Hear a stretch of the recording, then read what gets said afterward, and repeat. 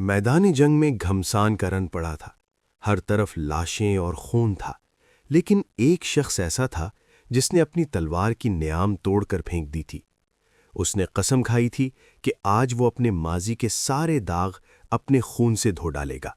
یہ وہ شخص تھا جس نے 20 سال تک رسول اللہ صلی اللہ علیہ وآلہ وسلم کی شدید مخالفت کی تھی، لیکن آج وہ اپنی جان ہتھیلی پر رکھ کر نبی کریم صلی اللہ علیہ وآلہ وسلم کے گھوڑے کی لگام تھامے چٹان کی طرح دشمن کے سامنے کھڑا تھا۔ آخر یہ نقاب پوش کون تھا اور اس کی توبہ کیسے قبول ہوئی؟ یہ داستان آپ کے رونگٹے کھڑے کر دے گی۔ لوہے کی زنجیر کی دو کڑیوں کے درمیان کم ہی اس قدر مضبوطی اور قرب پیدا ہوا ہوگا جس قدر رسول اللہ صلی اللہ علیہ وآلہ وسلم اور ابو سفیان بن حارث رضی اللہ عنہ کے باہمی روابط اور تعلقات مضبوط و مستحکم تھے۔ ابو سفیان رضی اللہ عنہ رسول اقدس صلی اللہ علیہ وآلہ وسلم کے ہم عمر تھے۔ یہ نبی اکرم صلی اللہ علیہ وآلہ وسلم کے چچا زاد بھائی تھے، اس طرح کہ ان کا باپ حارث اور رسول اقدس صلی اللہ علیہ وآلہ وسلم کے والد ماجد عبداللہ دونوں حقیقی بھائی تھے، اور عبد المطلب کی اولاد میں ان دونوں کو نمایاں حیثیت حاصل تھی، اور یہ نبی اکرم صلی اللہ علیہ وآلہ وسلم کے رضائی بھائی بھی تھے۔ وہ اس طرح کہ دائی حلیمہ سعدیہ نے دونوں کو ایک ساتھ دودھ پلایا تھا۔ حضور علیہ السلام کو نبوت ملنے سے پہلے یہ آپ کے بڑے گہرے دوست تھے۔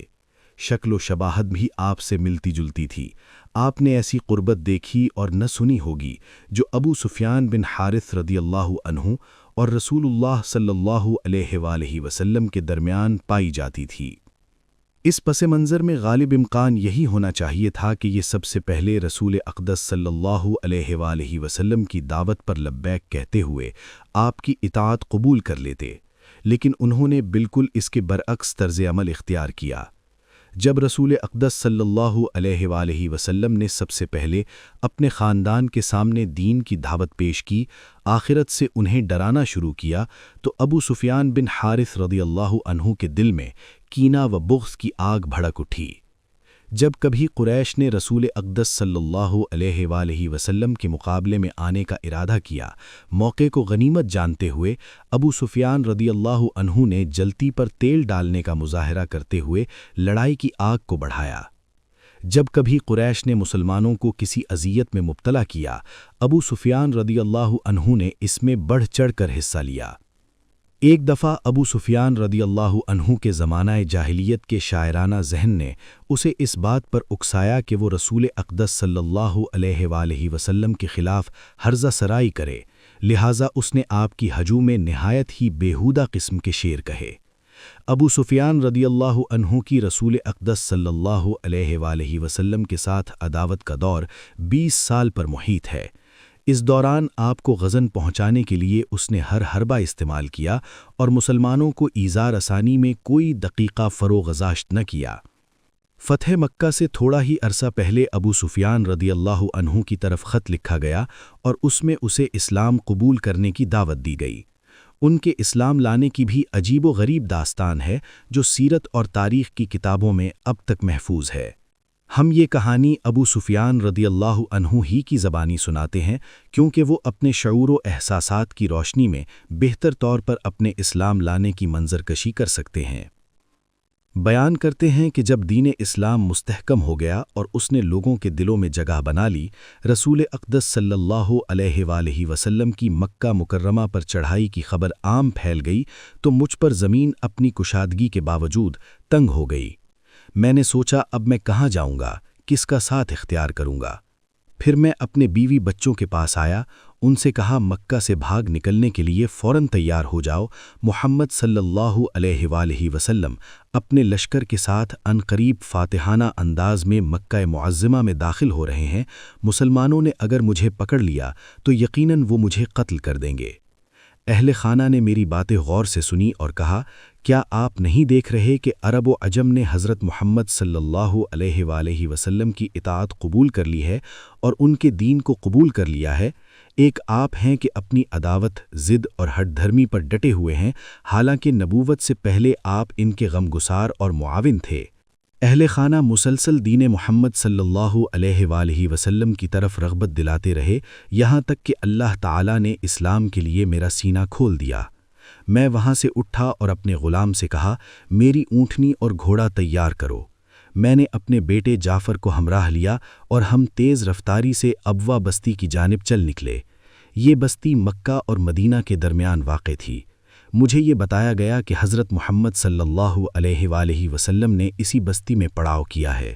جب میں بستی کے قریب پہنچا تو میں نے اپنا بھیس بدل لیا تاکہ کوئی مجھے پہچان نہ سکے۔ میرے جی میں آیا کہ اگر کسی نے مجھے پہچان لیا تو میں رسول اقدس صلی اللہ علیہ وآلہ وسلم کے پاس پہنچنے سے پہلے ہی قتل کر دیا جاؤں گا۔ ابھی ابوا بستی 1 میل دور تھی کہ میں نے پیدل چلنا شروع کر دیا۔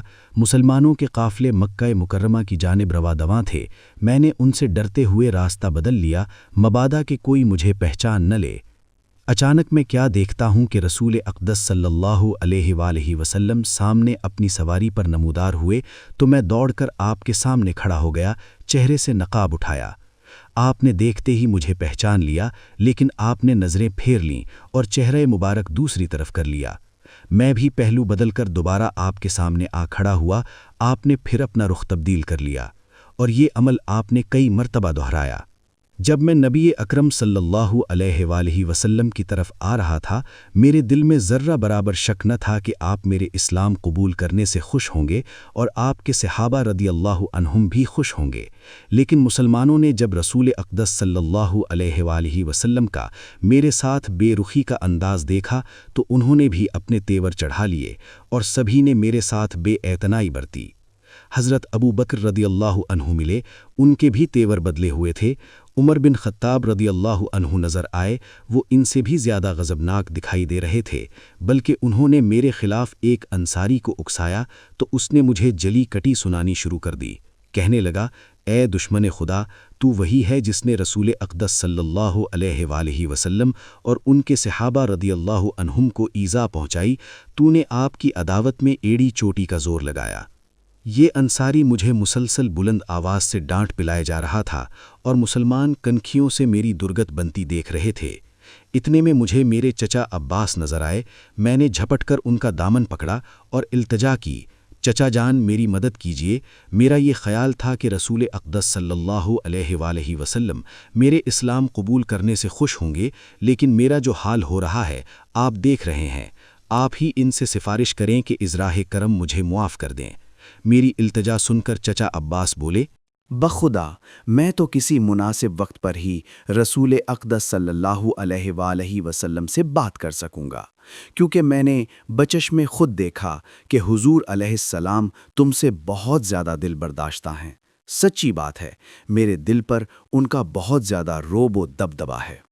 میں نے عرض کی، چچا جان، آپ نے بھی میری مدد نہ کی تو میرا کیا بنے گا؟ میں کہاں سر چھپاؤں؟ وہ بولے، میں کچھ نہیں کر سکتا۔ چچا جان کی یہ بے رخی دیکھ کر کچھ نہ پوچھئے کہ مجھ پر کیا بیتی۔ میں غم و اندوہ کے مارے نڈھال ہو گیا۔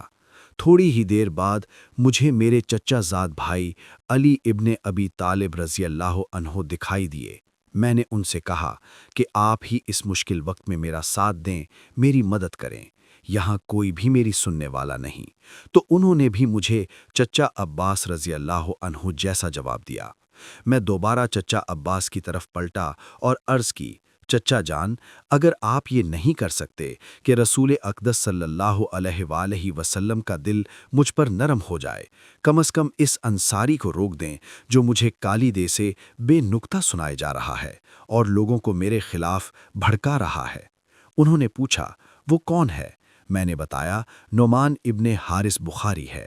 چچا جان نے اس کی طرف پیغام بھیجا اور کہا، دیکھو نعمان، یہ ابو سفیان رسول اقدس صلی اللہ علیہ وآلہ وسلم کا چچا زاد بھائی ہے اور میرے حقیقی بھائی کا لخت جگر ہے۔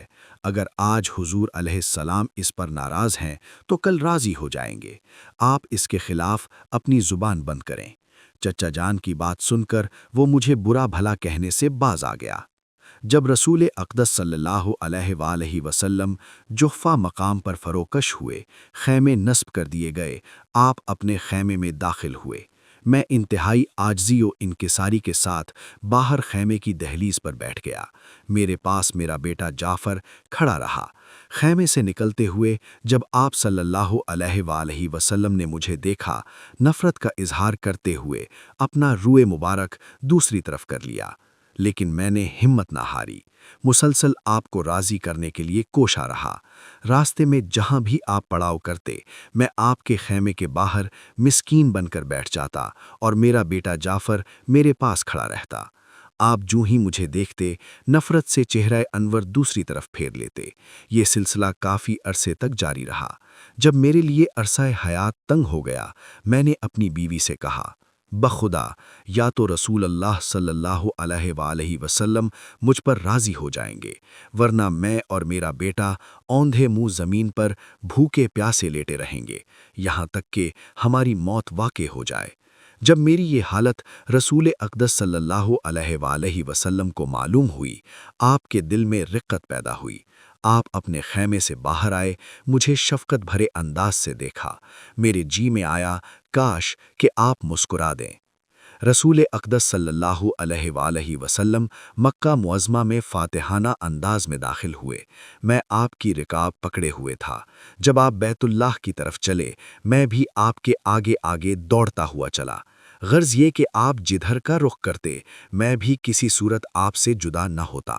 غزوہ حنین میں رسول اقدس صلی اللہ علیہ وآلہ وسلم کے خلاف عرب نے اپنی پوری قوت مجتمع کر دی اور آپ کے مقابلے کے لیے اتنی زبردست تیاری کی کہ اس سے پہلے کبھی ایسی تیاری نہ کی تھی۔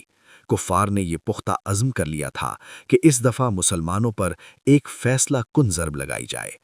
رسول اقدس صلی اللہ علیہ وآلہ وسلم دشمن سے برسر پیکار ہونے کے لیے اپنے جانثار صحابہ رضی اللہ عنہ کو لے کر سر بکف میدان کارزار کی طرف نکلے تو میں بھی ساتھ ہو لیا۔ جب مجھے مشرکین کا جم غفیر دکھائی دیا، میں نے دل میں کہا، خدا کی قسم آج میں سارے دھونے دھو دوں گا۔ رسول اقدس صلی اللہ علیہ وآلہ وسلم آج کارکردگی دیکھ کر یقیناً خوش ہو جائیں گے۔ مجھے امید و واثق ہے کہ آج خدا تعالیٰ بھی مجھ پر راضی ہو جائے گا۔ جب دونوں فوجوں میں گھمسان کا رن پڑا، پہلے مرحلے میں مشرکین کا پلہ بھاری ہو گیا۔ وہ مسلسل مسلمانوں کو رونتے ہوئے آگے بڑھتے جا رہے تھے۔ مسلمانوں کے پاؤں اکھڑ گئے، قریب تھا کہ یہ شکست فاش سے دوچار ہوتے۔ اچانک میں کیا دیکھتا ہوں کہ رسول اقدس صلی اللہ علیہ وآلہ وسلم میدان کارزار میں اپنے گھوڑے پر سوار دشمن کے مقابلے میں چٹان کی طرح ڈٹے ہوئے ہیں۔ آپ اپنی تلوار سے شیر کی مانند اپنا بھی دفاع کر رہے تھے اور اپنے صحابہ رضی اللہ عنہ کا بھی۔ اس نازک موقع پر میں نے اپنے گھوڑے سے چھلانگ لگا دی۔ میں نے اپنی تلوار کی نیام کو توڑ دیا اور سر بکف میدان میں نکل آیا۔ آج میری دلی تمنا یہ تھی کہ رسول اقدس صلی اللہ علیہ وآلہ وسلم کی حفاظت کرتے ہوئے میں قربان ہو جاؤں۔ چچا عباس رضی اللہ عنہ نے رسول اقدس صلی اللہ علیہ وآلہ وسلم کی گھوڑے کی لگام تھام رکھی تھی اور یہ آپ کی دائیں طرف کھڑے تھے، اور میں نے حضور صلی اللہ علیہ وآلہ وسلم کی بائیں طرف مورچہ تھام لیا۔ میرے دائیں ہاتھ میں تلوار تھی جس سے میں رسول اقدس صلی اللہ علیہ وآلہ وسلم کا دفاع کر رہا تھا، اور بائیں ہاتھ سے میں نے آپ کے گھوڑے کی لگام کو تھام رکھا تھا۔ جب رسول اقدس صلی اللہ علیہ وآلہ وسلم نے مجھے جھپٹتے ہوئے دیکھا تو چچا عباس رضی اللہ عنہ سے پوچھا، یہ کون ہے؟